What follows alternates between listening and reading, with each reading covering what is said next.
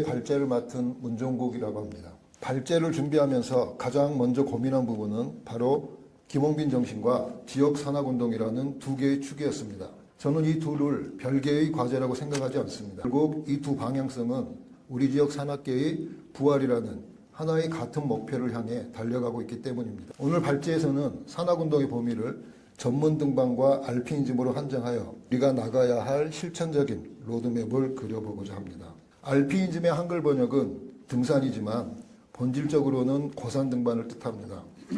김홍빈 대장은 이 알피니즘의 역사에서 장애인 세계 최초로 7대륙 최고봉과 히말라야 8,000m 14자를 완등하는 전무후무한 기록을 남겼습니다. 이것은 단순한 스포츠 기록을 넘어 인간의 숭고한 의지와 집념이 어디까지 닿을 수 있는지를 온몸으로 입증한 위대한 기적이었습니다. 우리는 김홍빈 대장의 끊임없는 도전, 그리고 그 길에서 늘 함께했던 나눔의 가치를 한데 묶어 김홍빈 정신이라고 부릅니다. 그의 등반이 단순히 개인의 성취나 만족에 그치지 않고 사회적 소외계층에게 희망을 전달하는 공동체적 가치로 승화된 것입니다. 바로 이 도전과 나눔이 결합된 희망 나눔이 김홍빈 알피니즘의 특별함이라고 할 수 있습니다. 이 김홍빈 정신의 뿌리는 바로 우리 광주 전남 지역의 등산 역사에서 찾을 수 있습니다. 우리 지역의 산악운동은 1950년대 무등산을 중심으로 시작되었습니다. 특히 1958년 창립된 전남대학교 산악회는 지역 최초의 전문 등반 단체를 할 수 있습니다. 이후 지역 산악운동은 많은 부분 학생 산악인들이 주도하며 성장해 왔습니다. 1962년 창립한 광주 전남 학생산악연맹은 줄여서 학산이라고 하겠습니다. 학산은 잠시 침체기를 겪다가 1970년대 후반 회원단체를 늘리면서 창립총회를 다시 하며 거듭났습니다. 이때 개설한 등산학교를 통해 동료를 혼자 산에 두고 내려오지 않는다라는 안짜일낸 공동체 정신을 전통으로 확립해 이어오고 있습니다. 김홍빈 대장의 희망 나눔은 바로 이 학산 정신에 뿌리를 두고 있습니다. 1980년대는 기존의 관습과 틀에서 벗어나 새로운 흐름을 만들고자 했던 혁신 산악인이 등장한 시기였습니다. 1983년에 입학한 83학번 김홍빈 대장은 바로 그런 혁신 산악인 중 한 명이었습니다. 1991년 그가 도전했던 맥킨리 단독 등반 시도는 비록 예상치 못한 불의의 조난사고를 당해 10손가락을 잃는 아픔을 겪었지만 당시 산악계의 보수적인 고정관념을 깨고 자신만의 혁신적 가치를 실천하려 했던 대담한 도전이었습니다. 지금까지 김홍빈 알피니즘의 배경과 역사를 살펴봤다면 이제는 우리가 김홍빈 정신을 이어받아 지역 산악운동에 앞으로 나갈 구체적인 실천 방안을 4가지 정도 제안해 볼까 합니다. 첫 번째는 산악회의 활성화와 세대 간 전승입니다. 산악회는 산악인 양성의 전초기지이면서 알피니즘 문화의 가장 기초 단위입니다. 알피니즘의 가치를 전승하는 필수적인 존재임에도 불구하고 2000년대 이후 신입 회원이 급격히 감소하면서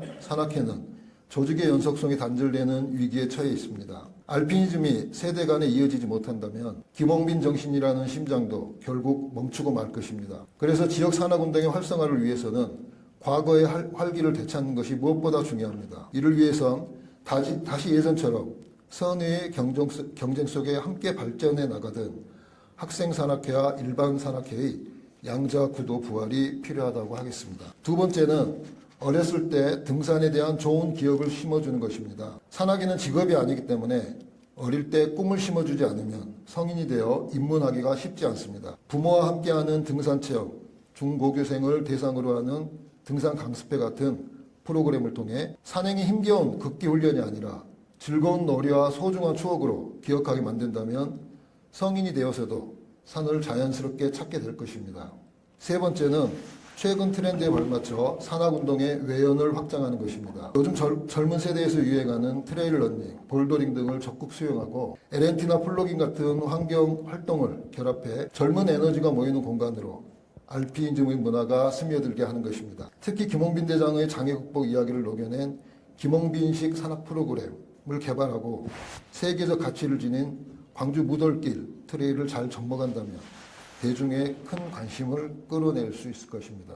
김홍빈 대장이 추구했던 알피니즘은 고도를 도전입니다. 우리가 주목해야 할 점은 알피니즘이라는 도전의 패러다임 자체가 시대에 따라 변하고 있다는 사실입니다. 피크헌팅으로 대표되는 물리적 고도의 시대에서 머메리즘 이후의 창의적 고도의 시대로 지금은 개인적 만족과 행복감을 우선하고 위험을 최소화하는 심리적 고도의 시대라는 흐름으로 변하고 있습니다. 이러한 시대적 변화 속에서 제안하는 마지막 네 번째 방안은 바로 인문 원정의 활성화입니다. 그것은 고도가 아닌 의미를 찾는 여정이 되어야 한다는 것입니다. 단순히 산꼭대기에 오르는 등반 기술만 훈련하는 것을 넘어서 우리가 오를 산의 역사적 맥락과 현지의 문화를 미리 깊이 있게 공부하는 인문학적 소양 교육이 선행되어야 합니다. 가고 싶은 산이 어디인지 알고 그 산에서 의미를 찾을 수 있을 때 비로소 하얀 산을 향한 열망도 깨어날 것입니다. 김홍빈 대장을 키우고 길러낸 바탕에는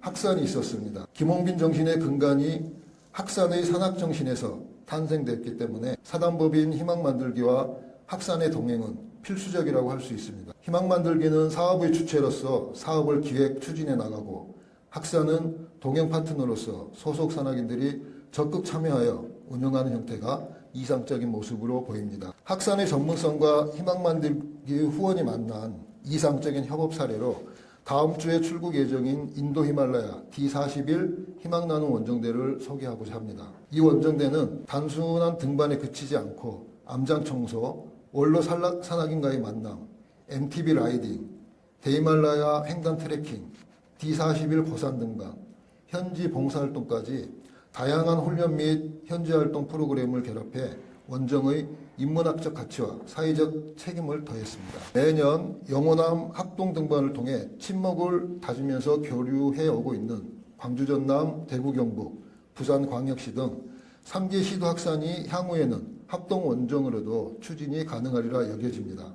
이러한 학산 사업에 희망만들기가 동참함으로써 학산은 차세대 산학인 육성에 대한 부담을 나누고 희망만들기는 김홍빈 정신의 지역적 외연을 확장하는 시너지 효과를 거둘 수 있을 것으로 생각합니다. 개인의 행복이 최우선인 시대에 소외된 이웃을 돌아보고 따뜻한 희망을 나누는 것만큼 가치 있는 일은 없을 것입니다. 김홍빈 대장의 유산인 희망 나눔의 심장이 우리 지역 산악운동이라는 든든하고 건강한 몸을 통해 쉼없이 고동칠 때 김홍빈 대장은 우리 마음속에 영원히 살아 숨쉬게 될 것입니다. 이를 위해서는 공간적인 구심점이 반드시 필요합니다. 현재 건립 사업이 다소 정체되어 있지만 추진위원회를 새롭게 재정비하고 지역 산악계가 끈기 있게 힘을 모은다면 반드시 이루어낼 수 있는 우리의 약속이자 과제라고 생각합니다. 김홍빈 정신의 유산을 체계적으로 공유하고 보존할 수 있는 거점으로서 김홍빈 기념관 건립의 필요성을 결론으로 말씀드리면서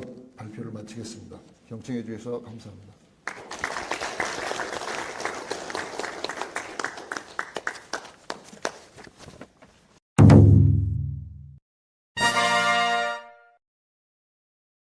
저희가 이 주제를 의뢰받았을 때 사실은 무거운 마음이었습니다. 얼마 전에 제주도에서도 고상동 기념사업회에서 고상동 기념관 건립으로 같은 주제에 발표를 해달라고 해서 많은 준비를 해서 다녀왔는데요. 조금 상황이 정체되는 그런 상황이고 지금 제주 연맹 산악연맹 회장님께서 대사련 중앙회의에 오셔가지고 고상동 에베레스트 원정은 대사련이 주최한 것이니 대한산악연맹이 기념관을 건립해라 그런 말씀을 해주셔가지고 폭탄 같은 발언을 해주셔가지고 참 마음이 무거웠습니다. 그래서 참 어려운 일인데요.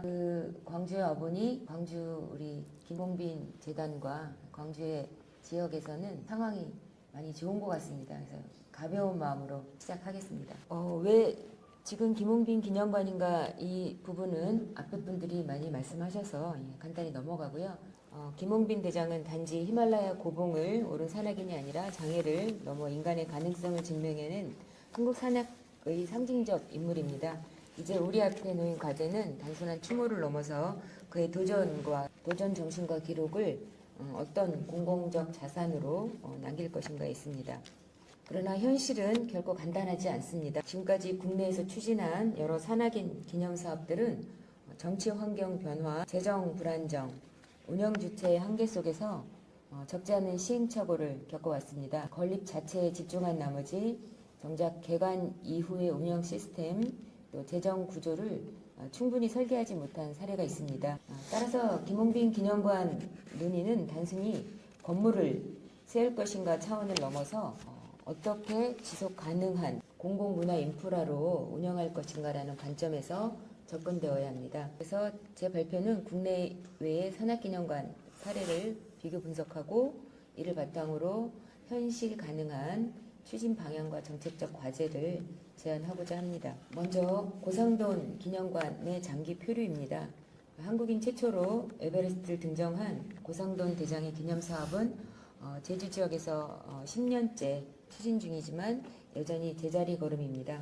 기념사업회 차원의 독자적 재원 마련이 쉽지 않은 상황에서 대한산악연맹 등 외부 협력을 모색하고 있으나 안정적인 추진 동력을 확보하지 못한 상태입니다. 이 사례는 기념사업이 정치적 환경 변화와 행정 우선순위에 크게 영향을 받을 수 있음을 보여줍니다. 지자체장 또 지역 정치 환경이 바뀔 때마다 사업의 속도와 방향이 흔들리고 또 장기적인 법적, 제도적 기반이 부족했던 점 역시 한계로 작용하고 있습니다. 두 번째, 박영석 기념관입니다. 뼈아픕니다. 저에게도. 박영석 대장님과의 저는 또 원정도 많이 다녔고 특별한 또 박영석 대장님을 사랑하는 후배인데 지금 실패했습니다. 결과적으로. 서울 마포구에 조성된 박영석 기념관은 국내 산악 기념시설 가운데 가장 많은 시사점을 남긴 사례라고 할 수 있습니다. 건립 초기에는 서울시 지원 아래 조성되었으나 이후에 운영 구조가 자립형 위탁 운영으로 전환되면서 재정적 부담이 급격히 커졌습니다.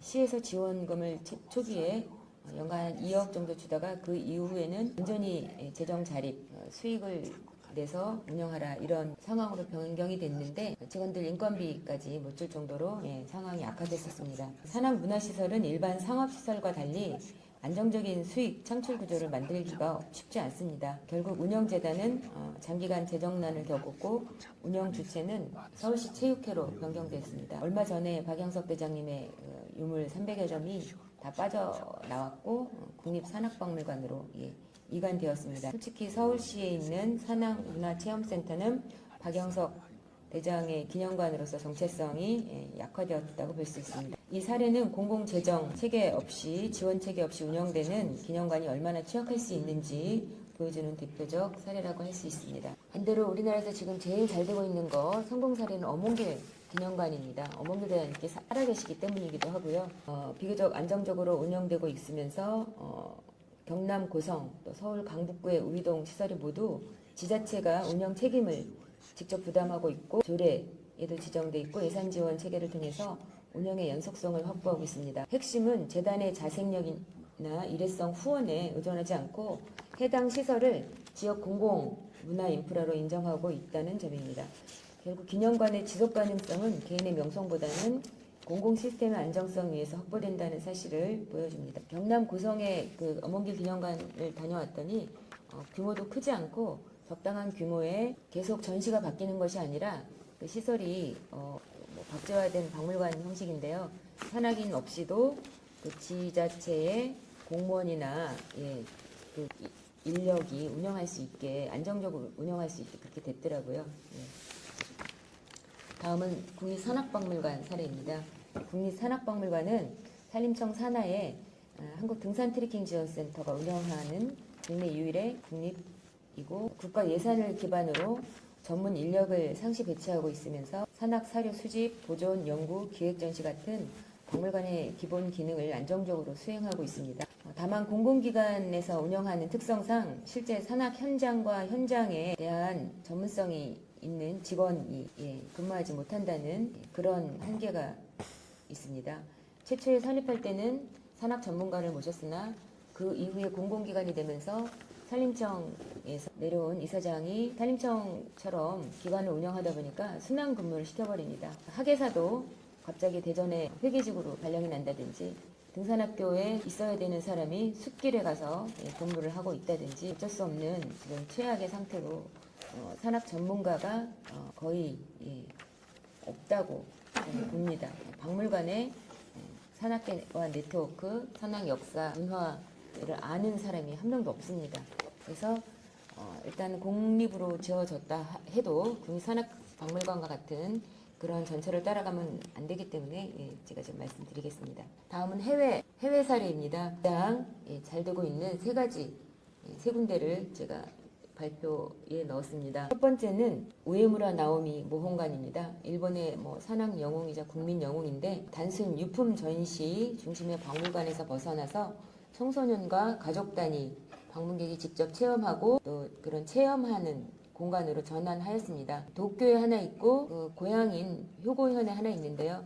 도쿄에 있는 것은 직장인들이 야간이나 와서 등산 교육도 받을 수 있는 그런 시설이고 또 겨울이면 또 청소년 스키 캠프 이런 것도 하지만 효고현에 있는 것은 이번에 리모델링을 통해서 청소년들이 캠핑과 트리 클라이밍 이런 체험을 진행할 수 있는 아주 시설로 리모델링을 했는데요. 참 방문 인원이 획기적으로 늘었습니다. 그래서 가족 단위 방문객이 매일 찾는 살아있는 교육 공간으로 리뉴얼했고요.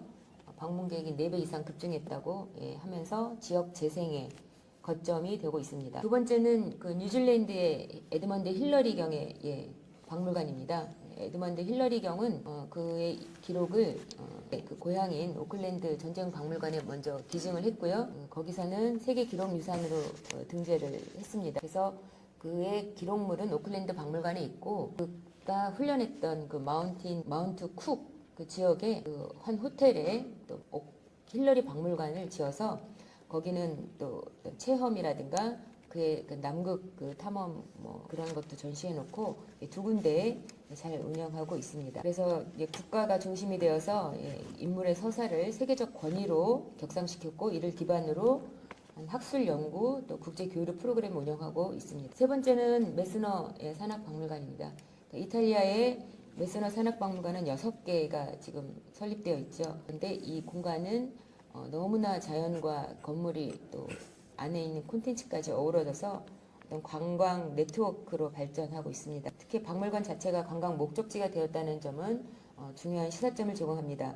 오늘날의 기념관은 단순한 유물을 보관하는 공간을 넘어서 지역의 문화 관광 전략과 연결될 때 지속 가능성을 확보할 수 있습니다. 그 왼쪽이 메스너 박물관 중에 하나인 거고요. 가운데에는 우에무라 나오미 기념관에 그 효고현에 있는 그 체험 시설 그림으로 나타낸 것이고 제일 오른쪽은 그 마운트 쿡에 있는 힐러리 박물관입니다. 제가 그래도 박물관에 근무했던 전력으로 제가 초대됐으니까요. 박물관에 대한 기본 이해에 대해서 조금 발표를 드리겠습니다.